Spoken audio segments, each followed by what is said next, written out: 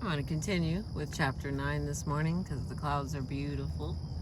So I've angled it a little more toward the pretty clouds. Again, still have the dogs with me this morning, and they're still panting. Chapter 9, Task for the Daring and Courageous. Jog, meditate, ventilate, bite your tongue, silently count to 10. There is no shortage of advice about what you can do with anger in the short run. Some experts will tell you to get it out of your system as quickly as possible, and others offer a different advice.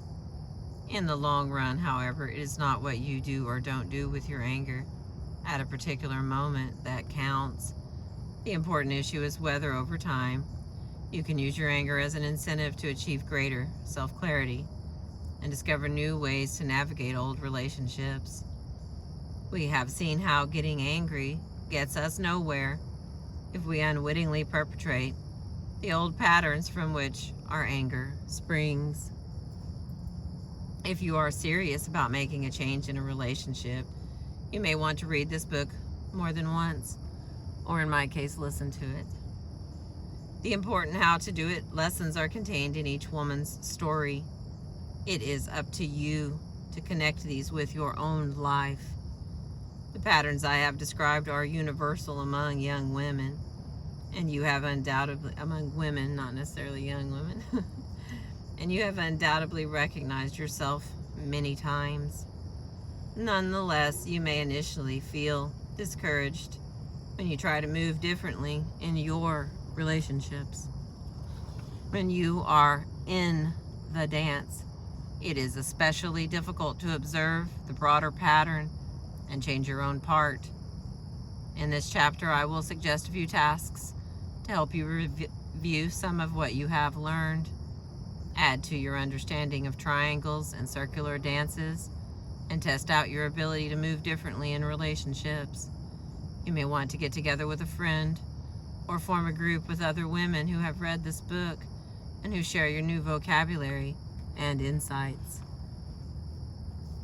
Practicing observation. Begin to observe your characteristic style of managing anger. Do you turn anger into tears, hurt, and self-doubt, as Karen did with her boss?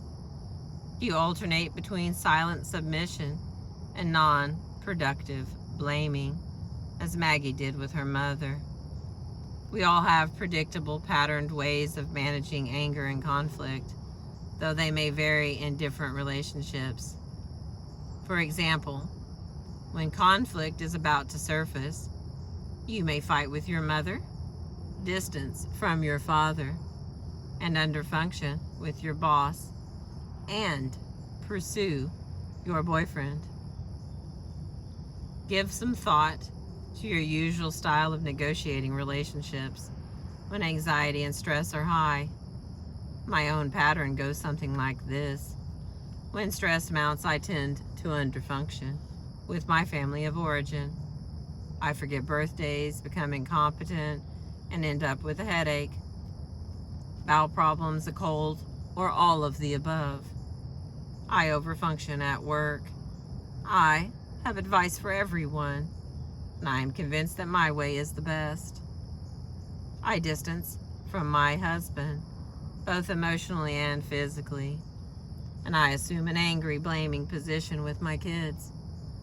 If you are having difficulty labeling your own style, use the following as a guide. Pursuers. There's a list of the things that they do. React to anxiety by seeking greater togetherness in a relationship. They place a high value on talking things out and expressing feelings, and believe others should do the same. They feel rejected and take it personally when someone close to them wants more time and space alone or away from the relationship. They tend to pursue harder and then coldly withdraw when an important person seeks distance.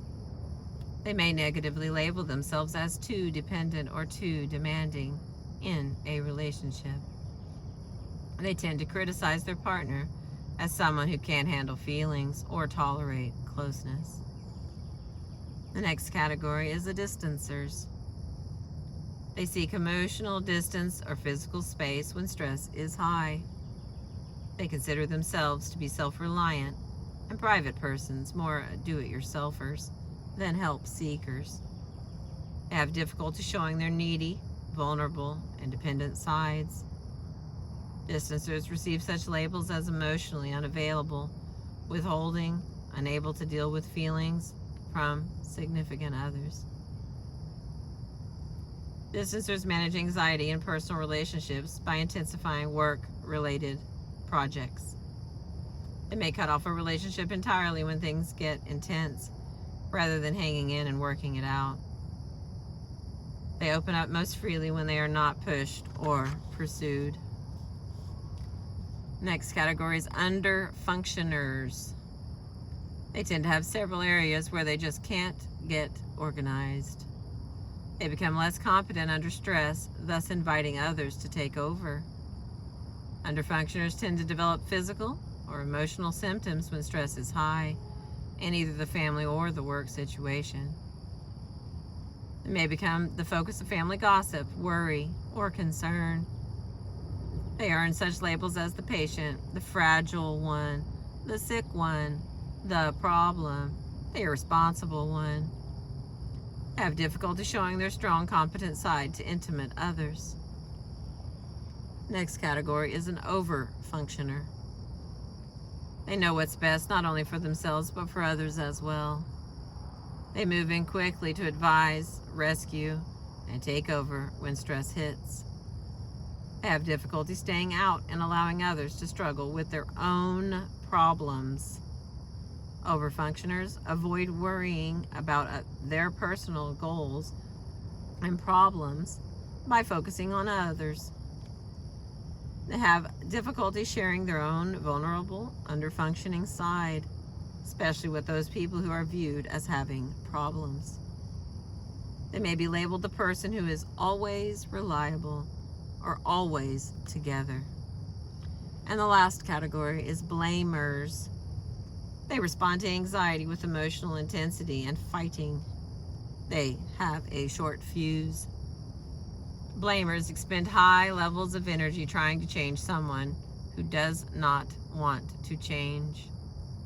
They engage in repetitive cycles of fighting that relieve tension, but continue the old pattern.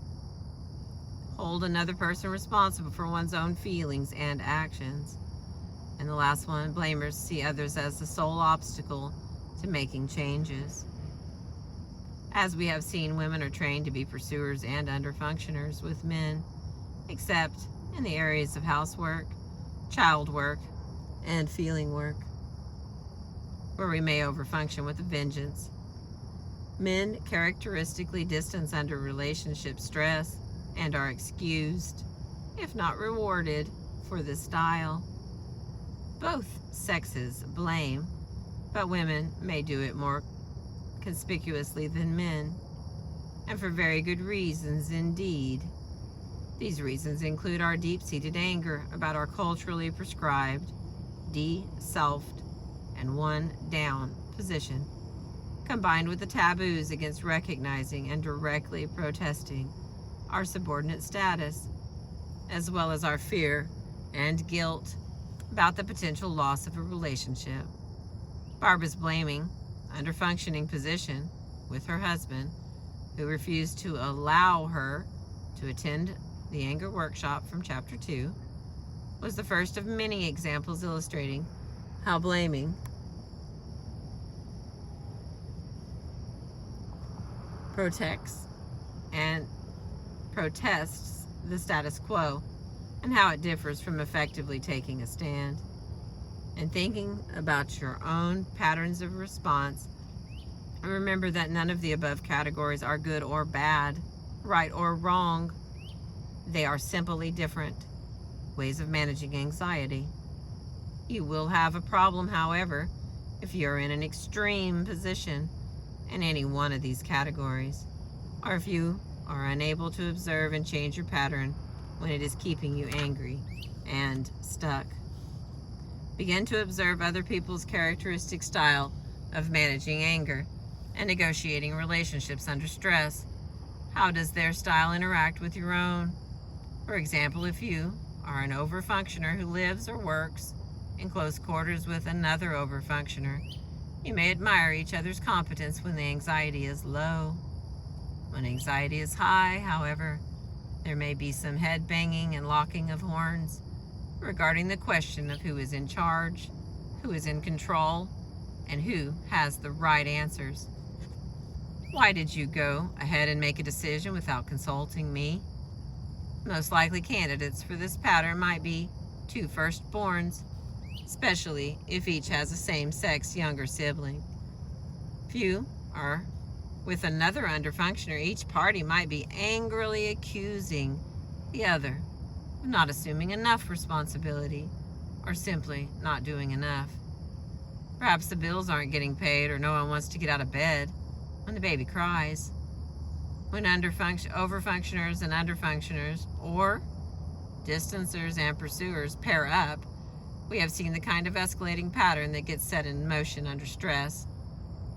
Get as much practice as you can observing the interactional sequences in which your anger is embedded. That is, when things get hot, step back a bit in order to keep track of who does what, when, and then what.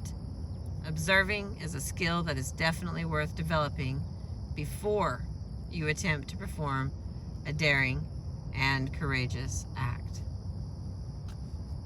I'm going to stop there because my phone's getting hot and that sun is bright. I appreciate you listening today. We've made it to page 195 and we're at the last chapter of the book. I appreciate you.